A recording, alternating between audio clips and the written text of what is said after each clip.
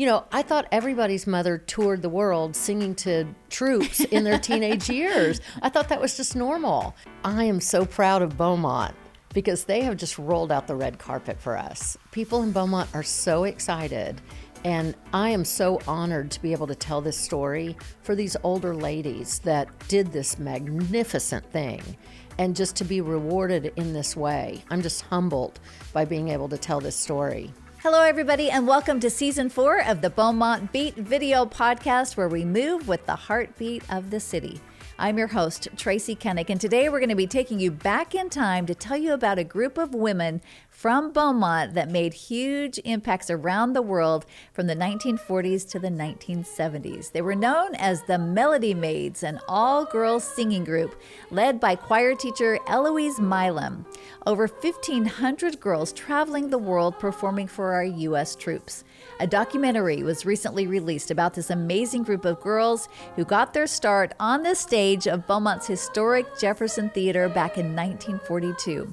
In just a moment, we'll talk with Miss K.J. Connor, who is the producer and director of that film. She's going to give us the history of the group, tell us what it was like for those who were a part of this incredible legacy of morals, manners, and music. But first, a quick announcement. We have some good news from the U.S. Department of Veterans Affairs. There's $855 million available nationwide to support veterans and their families. The funding opportunity is for nonprofit and community groups that support our veterans. If your organization is a private nonprofit or consumer cooperative, you may be eligible to apply. Applications are due February 19th by 3 p.m. If you'd like some more information, check out the city's Facebook page or go to va.gov. Now let's get to today's conversation on the Melody Maids. Miss K.J. Connor, thank you so much for joining me today. I'm honored to be here. I'm so excited to talk about this topic. This is so much fun for the city of Beaumont, the history of Beaumont, and you became the producer and director.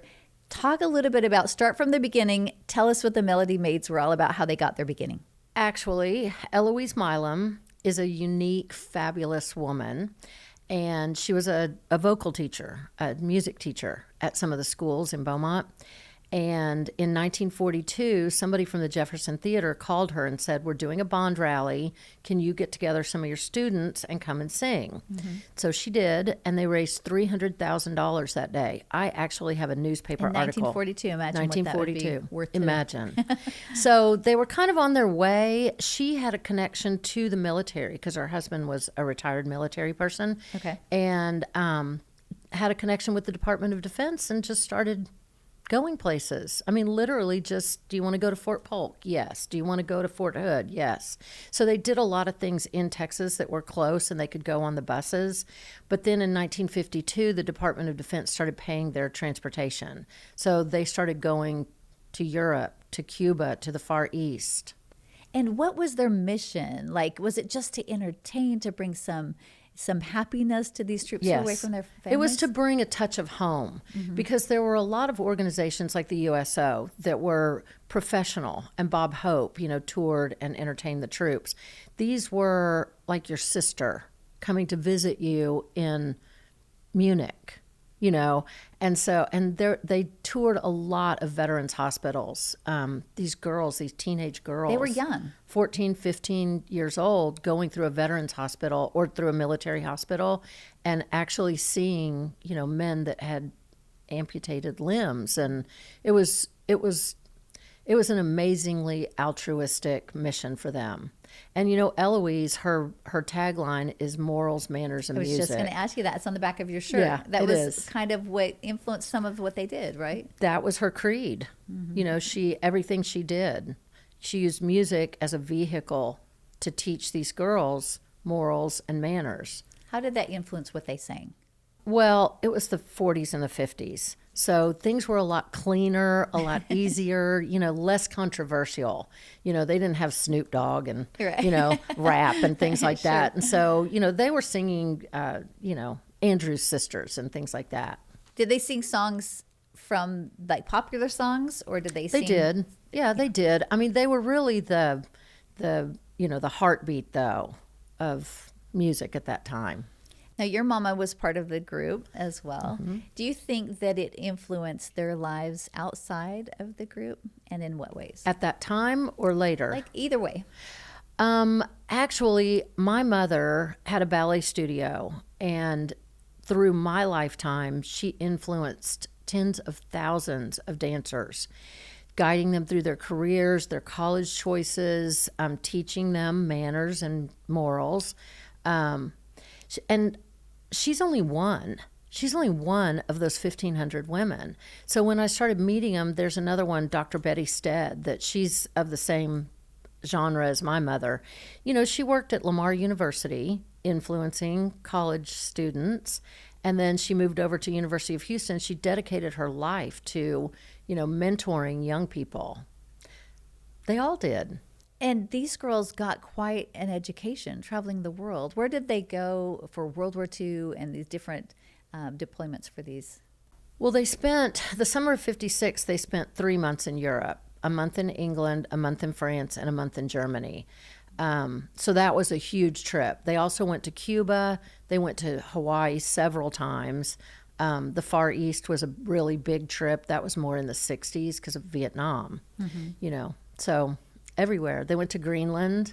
And Eloise took these 25 young girls. Was she alone with them and just traveling the country? A lot of times she was. I mean, That's but incredible. the thing is these girls knew that if they stepped out of line, right, Eloise would send them home and replace them immediately with another. There was another girl standing there waiting to be part of it.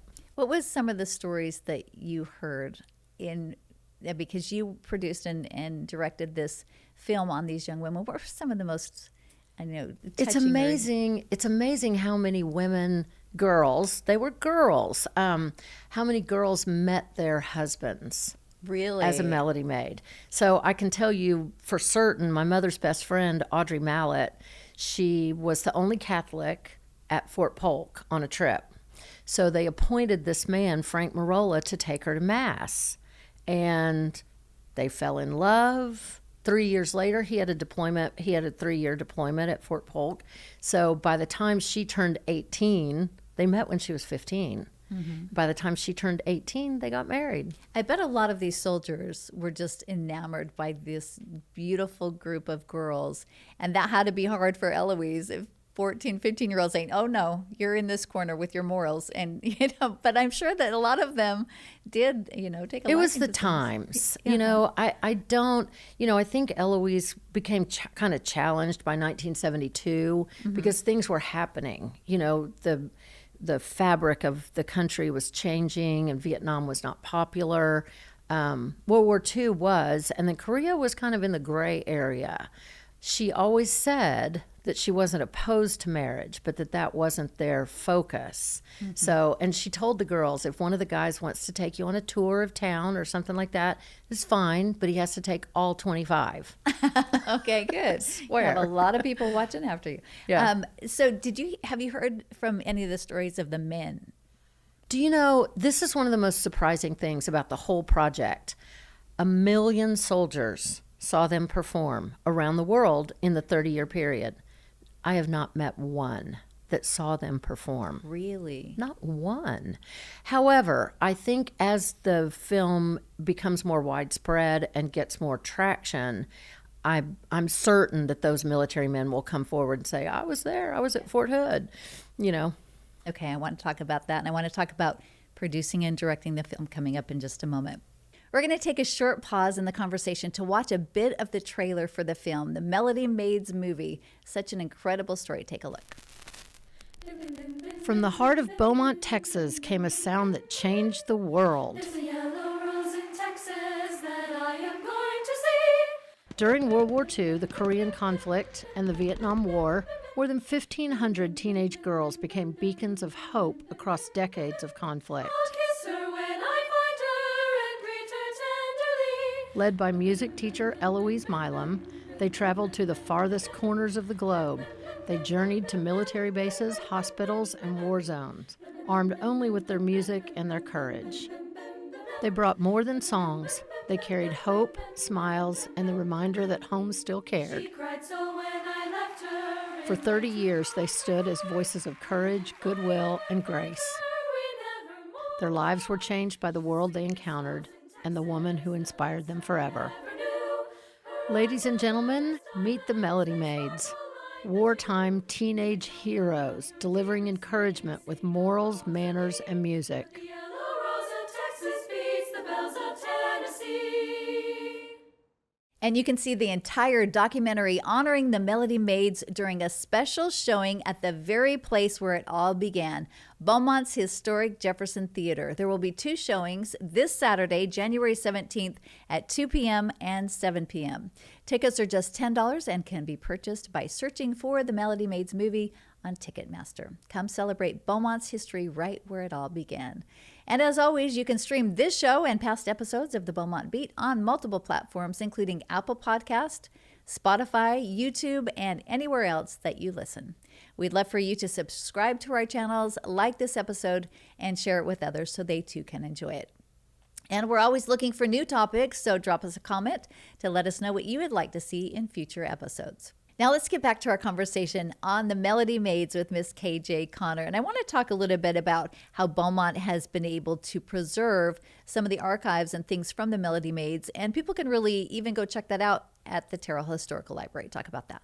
Definitely. They have agreed to display the memorabilia on that Saturday. They're going to open from 3 to 5, which is after the 2 o'clock show, but before the 7 o'clock show. Right. So they'll have costumes and photos and scrapbooks displayed. And interesting, you were telling me earlier of how they were able to collect these different pieces. When the Melody Maids, when their director, when Eloise left the Rose Room at the Julie Rogers Theatre, all of that memorabilia came over to the Tyrrell. And they have it. And so they're working on displaying it more often, and for longer. What types of things do they have?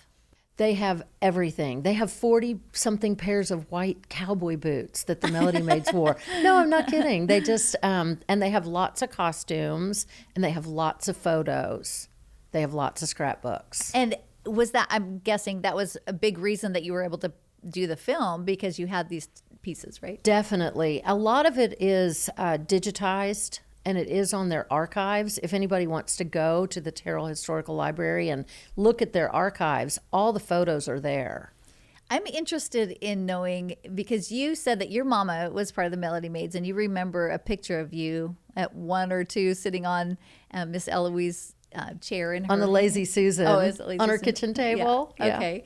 And what inspired you to say, I've got to be the one to do this? Because you hadn't had any real experience as a director or producer, but you took it upon yourself. Talk about that. I did. The way that this happened, Eloise wrote a musical about Spindletop.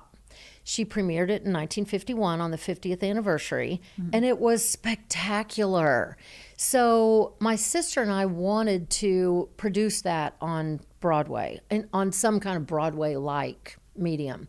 So I had a friend who was dating a guy that did PBS, and he was a writer, he was a performer, he's a musician. So I took him the whole thing on the musical, and I said, analyze this and tell me what you think.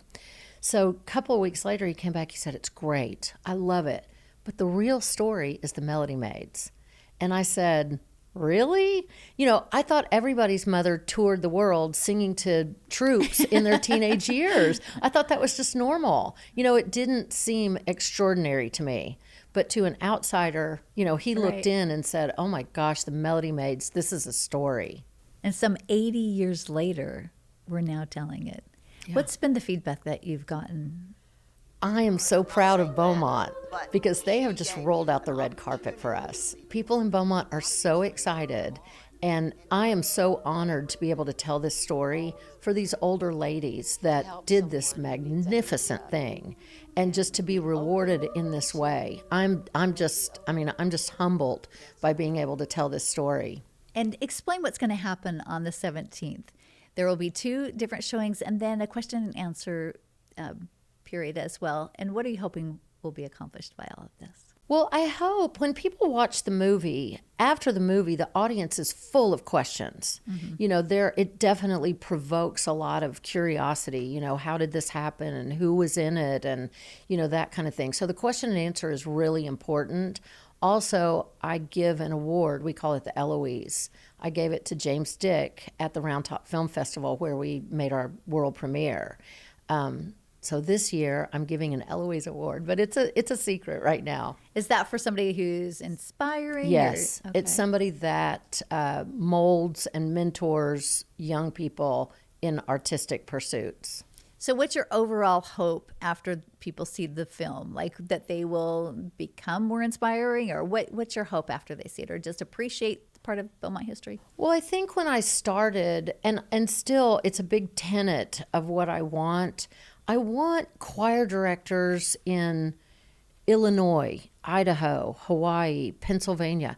I want them to see this movie and think, I could do that. I could take my group to, you know, wherever they have connections, Mexico City or the Far East, or, you know, I want choir directors to understand that this is something that's valuable for young people to travel and to perform around the world. So I would like to inspire them to do this, you know. Yeah, because it's something that I'm sure Eloise, when she did that performance, the one performance at Jefferson Theatre, she had no idea that it would turn into a 30-year experience. And right? how many lives she would touch, not just the performers, not just the teenage girls, but all the people that they perform for. And really the legacy of Eloise is that pebble in the pool. She is the pebble in the pool. She touched my mother. She touched me. She touched my children. She touched my granddaughter. Incredible. And she's only one of them. Right. And there will be some actual Melody Maids at the performances. Yes. We had 22 in Round Top, and they came to the front of the stage and sang after the movie. Will we get to hear that? And they will be Yes. there, about Yes. 20 of the Melody Maids. They can talk to them and get their perspective as well. Oh, definitely. They love to talk about their time in the Melody Maids. Final question. Are there still organizations, events, and traditions in Jefferson County that honor their legacy? I know you talked about the Tyrrell Historical Library. It's really just Tyrrell and now the Jefferson. And I mean, we're so thrilled to be able to do this. I have to tell you, my mother went to movies at the Jefferson Theatre, and I walked in yesterday and I was just overcome. I mean, I thought to myself, oh my God, my mother came here to watch movies as a teenage girl, had first dates here and all that. It was really overwhelming. The building is just beautiful and everybody here is so nice, but really that overwhelming feeling of being, and it's going to be amazing for these old ladies to come in here, you know, I'm that sure grew there will up be here. Lots of tears shed. It's amazing. And you did it. Yeah. You did it. Yeah, go figure. I did not do it myself. I have to give credit to my team. My assistant, Lisa Cottle, my sister was instrumental, Doug Forrest, my co-producer and co-director, and then I have a co-executive producer, Michael Kane, that's with M3 Films. That, you know, I had a great team. Well, I think Eloise would say you deserve an Eloise Award for this vision that you had 2 years ago you brought to fruition. So, Yeah. good job. Yeah, Thank you so thank much you. for being here and Thank you for having sharing me. this incredible story with Beaumont and the world, really, and letting them know about what the Melody Maids did. And your mom and all of those right here in Beaumont, those 1,500 women that went out, or young girls, I guess, and went out and helped these troops. So Yeah. thank you so much for sharing. Thank this you story. so much for having me. I appreciate it so much. And next month, we'll be celebrating the Lunar New Year. The City of Beaumont invites you to join us as we celebrate the Year of the Horse with a traditional lion dance performance on Thursday, February 19th at 5 p.m. at Riverfront Park in downtown Beaumont. This event is free. It's open to the public, so bring your family, your friends, and join us for an afternoon of culture, community, and celebration. And that's all for this edition of the Beaumont Beat, where we move with the heartbeat of the city. I'm Tracy Kennick. Thanks so much for joining us, and we'll see you next time.